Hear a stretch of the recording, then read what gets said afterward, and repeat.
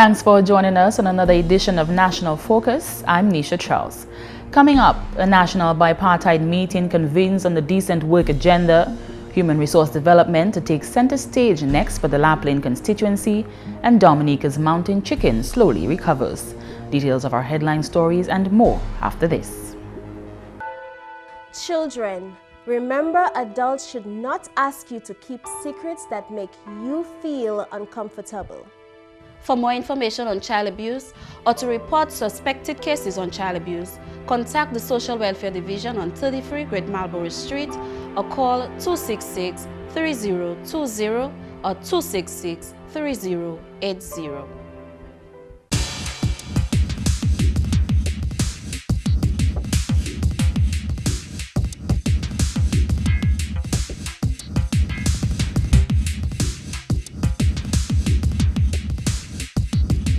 You're watching GIS. Thanks for staying with us. Better conditions for work is being encouraged with the help of social dialogue throughout Dominica and the region. Representatives of employers and employees took part in the national bipartite meeting on Monday to discuss the 4 strategic objectives of the decent work agenda developed by the International Labour Organization, the ILO, which are job creation, guaranteeing rights at work, extending social protection, and promoting social dialogue. Organized by the ILO and funded by the European Union, the meeting sought to plan the way forward with the help of the Caribbean Employers Federation and the Caribbean Congress of Labour. Labour Commissioner Matthew Leblanc says social dialogue is an area of priority in determining decent work throughout the region. So who is to guarantee the creation of jobs? Everyone relies on the businessman, the entrepreneur, the man who establishes the agencies, who invests the big monies to create the jobs. It has become a realization of everyone that governments alone cannot do it. And many policies and laws have been shaped to encourage entrepreneurship and the development of new businesses. And as a matter of fact, the task is so difficult that nowadays we speak about micro and small enterprises. So as medium-sized enterprises converge to create grand transnationals and the relations of production are extended beyond national boundaries and regional boundaries, the term economy of scale has changed in its interpretation. You could find a pad being manufactured in Mexico, the electronic pad being done in Japan, and the assembling being done in China, and the product end up in the United States to be distributed around the world. So really, we're looking at a time in the world when labor market and the demographics of labor markets and the challenges facing the labor market is beyond a nation or a region. The Labour Commissioner says work is being put in place to encourage this dialogue and the promotion of decent work. In all the countries of the Caribbean, the country decent work agenda has been developed and of course has been informed by the ILO decent work agenda. And in Dominica, one of our main areas, pillars of priority was the enhancing of social dialogue. And in order to do so, the dialogue has led to recommendations to the government, and recently, of course, we saw the appointment of our tripartite institution, which is the Industrial Relations Advisory Committee. Very recently also, labor inspectors and safety officers were designated by the minister, and that is to, of course, promote standards of work and to ensure that the decent work agenda and country program is being implemented as visualized in its conception. As a matter of fact, as we speak, the recommendations are before government to appoint joint consultative committee, advisory committee on the, provided for in the occupational safety regulations in Dominica. He says all parties must engage if the decent work agenda is to be fulfilled. We believe that the challenges that are facing the workers and employers are many, and most of them are not limited only to the region. We also believe that social dialogue is the most important approach in dealing with the many issues which arise from time to time. There must be engagement among all parties and between employers and employees' representatives. We must sit and talk, allowed to express our concerns and work together towards solving our problems. Work remains one of the oldest and major functions of mankind. The Bible in Genesis states that God gave man dominion over all creation, and man was instructed to dominate and to multiply. It is my hope that we continue to work together, not only employers and employees, but government and all other social partners, in order to guarantee decent work for all in face of a changing and challenging world. The Decent Work Agenda is based on the understanding that work is a source of personal dignity, family stability, peace in the community, democracies that deliver for people, and economic growth that expands opportunities for productive jobs and enterprise development. The Laplaine MP, the Honorable Peter Saint-Jean, says he is focusing on the development of people in his constituency. Asked about his upcoming plans for the area, he listed housing in Botica and some parts of Laplaine and a boost to agriculture, while emphasizing strongly that human resource development is high on his agenda. A prime example of that is the fact that a number of projects of great significance to the constituency were executed by Curtly Matthew, a young contractor of the district. The Daly's Pre-K Enhancement Project and the Southeast Market were completed under his leadership, and the Laplaine Police Station is also a part of his portfolio. I love construction. At first I wanted to be a draftsman, but then I fall into construction. But so far I have not seen anything else to replace construction as yet. Construction is what I do. I think it's a good opportunity for me as a young contractor, and I think that it shows that young people can do a lot of things as long as you put your mind into it, and as long as you're serious and you have your mindset, you will achieve what you want. And I think that if a lot of people use people like me, for example, like people with mindset and goals, the place will be better. Curtly Franklin was also a part of those projects. I learned a lot, so in the future it could help me build even my house or other projects. Curtly is just one of so many young people being engaged in employment-related activities in the Southeast. Honorable Saint-Jean says now is the best time to be an ambitious young person. There could have been no better time in the history of Dominica for a young person to be called a Dominican. I say that because the government has been putting a serious emphasis and focus on the development of young people. And yes, even the construction of this facility and also the preschool facility in Daly's was done by Mr. Curtly Matthew. I must say, very young man, very young, aspiring and ambitious. He's not from Laplaine, he's actually from Rivière-Syrique. But we work in the Southeast as one community. And Curtly has done, although it took some time, but you can see the finished product, that it is a very good job. And of course, I take pride in that because I actually taught Curtly at Monjon School and also at Laplaine. And so it speaks to the emphasis that we are putting on developing the young people of Dominica. Because mind you, we're on our way out. I have a few more years, but not very many more. And so we need a cadre of young Dominicans who can take up the slack, take up the mantle, and move with the development of this country.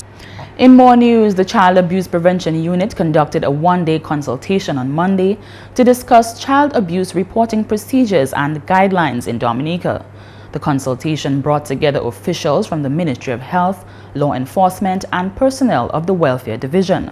A first set of guidelines was drafted in 2002 and reviewed in 2005. We are in 2015, and it is vital, it is important that this be reviewed. This is 10 years later. And I think that having a protocol or guidelines in place in the matter of reporting child abuse cases is very important. It is the integral part of investigating child abuse incidences. When a matter has been reported that a child has been abused, it is important that it goes to the appropriate personnel, because there's the issue of confidentiality that must be maintained. There's also the issue of ensuring that the right people get the information and that it can work on in a speedy process. According to coordinator of the Child Abuse Prevention Unit, Gemma Azil-Lewis, reports indicate that child abuse continues to be a grave concern in the country. She stressed that the manner in which a matter is investigated will determine the outcome. Having proper guidelines is important to ensure that investigations are carried out timely and properly. We are here to ensure that we do not cause double victimization of the child, but the process remains a child-friendly one. We do not want that when a matter is reported, that the child even feels that they are being victimized again because maybe the wrong persons get to know, or this report is not maintained in a confidential way, or that the matter being investigated goes to the wrong person and sometimes never reach the appropriate personnel. The group will also focus on the results of a survey on public opinion on corporal punishment and public perception on child sex abuse conducted by UNICEF in 2014. We will also focus on from examination and medical intervention and investigation in terms of giving evidence in court. And today we're going to have someone from the court who's going to talk to us on the appropriate way, the things that the prosecutor wants to hear and needs to hear in court to make this case, to make the case go ahead. Also, we will discuss the issue of what do you know as health professionals, as welfare officials, as law enforcement officials. We will be discussing the issue of child abuse and what do you know, how much do you know on the issue of child abuse in order that we go forward. Permanent Secretary in the Ministry of Social Services, Sylvani Burton, encouraged those present to have the right attitude to carry out effective criminal and medical investigation of child abuse. She set her expectations for the workshop. Today, it is my hope that you will take the necessary steps in reviewing and making these guidelines more practical and relevant for efficiency and effectiveness, and this will no doubt contribute to the safety of our children in Dominica. Remember, as child protection officers, it is our duty to aid in the care and protection of our nation's children. You're watching National Focus. More when we return.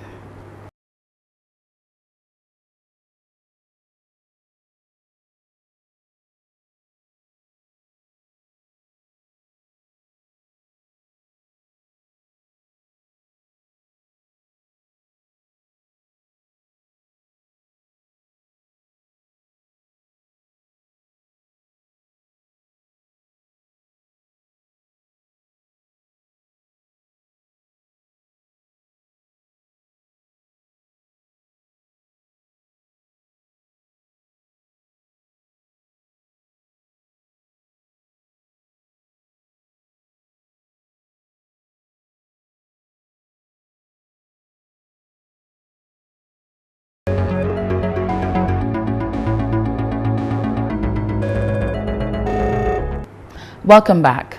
The Ministry of Justice, Immigration and National Security is partnering with the World Bank Group to implement Phase 2 of the Business Entry Reform Project.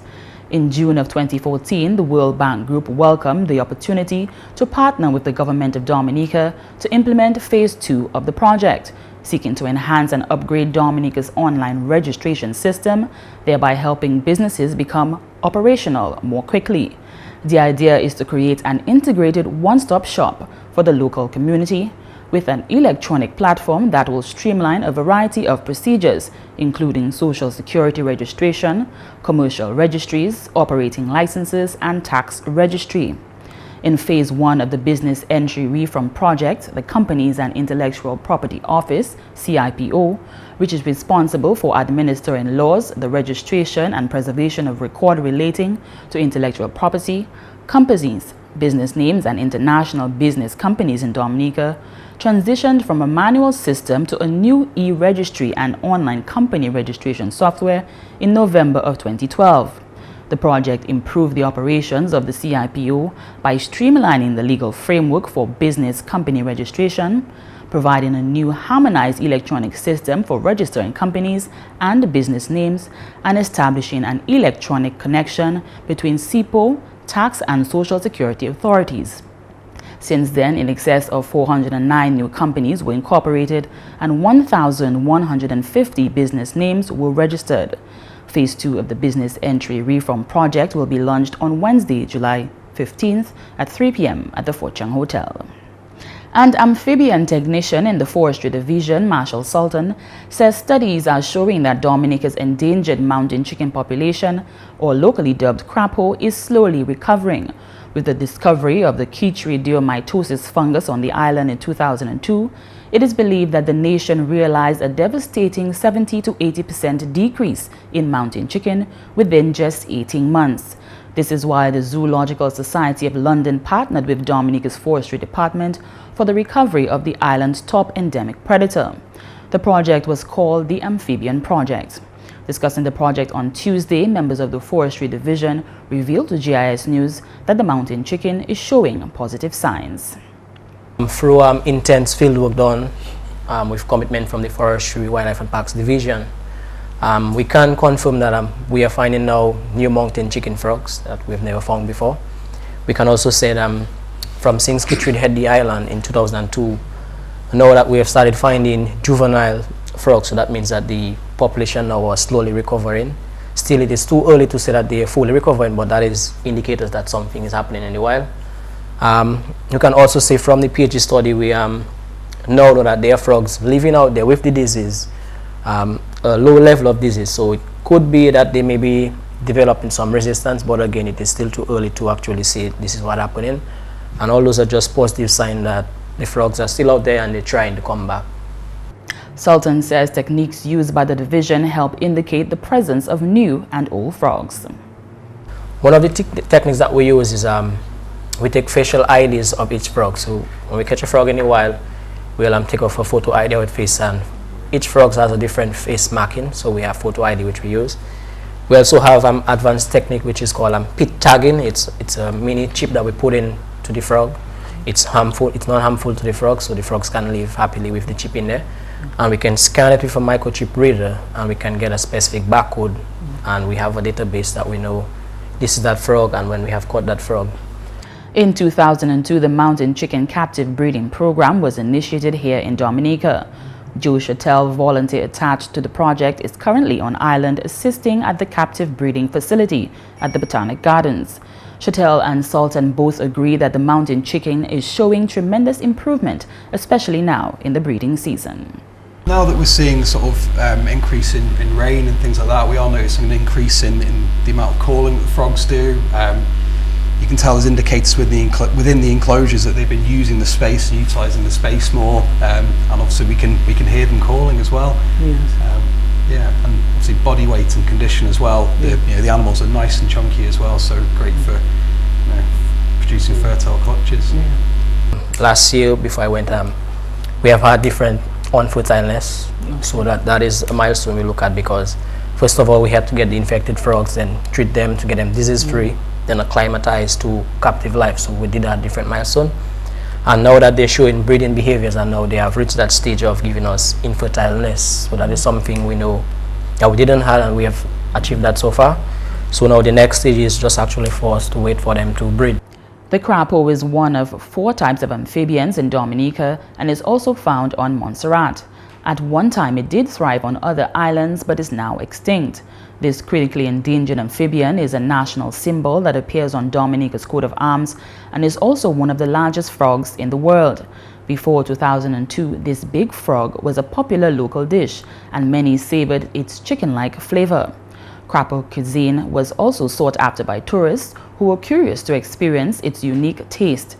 It is hoped that through partnership, the division can help restore the once large population of mountain chicken on the island. GIS News will bring you more from that discussion in a subsequent newscast. Coming up next, tips for successful teamwork. Dominica is blessed with an abundance of water, but getting it to your home is an expensive venture. You have a responsibility to conserve water, to use it wisely. Remember the old adage, you never miss the water till the well runs dry. Think water, think life.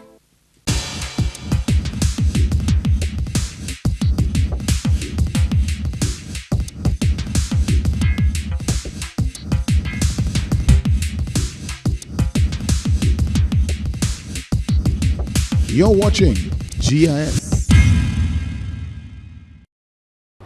Ever wonder how work groups exhibit efficient teamwork while others remain dysfunctional in the life of a team? These tips will describe the environment that must occur for successful teamwork to occur. The team must understand the goal and be committed to attaining them. Communication must be open, honest, and respectful. Creativity, innovation, and different viewpoints are to be expected and encouraged, and participative leadership is practiced. And that's all for this edition of National Focus. We always welcome your suggestions and comments. Drop us an email at gis@dominica.gov.dm or visit our website news.gov.dm. Like our Facebook page, facebook.com/GIS News Dominica, and follow our Twitter at GIS Dominica. You can also catch up on past National Focus newscasts on our GIS Dominica YouTube channel. From all of us here on the GIS News production team, I'm Nisha Charles. Thanks for watching, and do join us again next time on National Focus.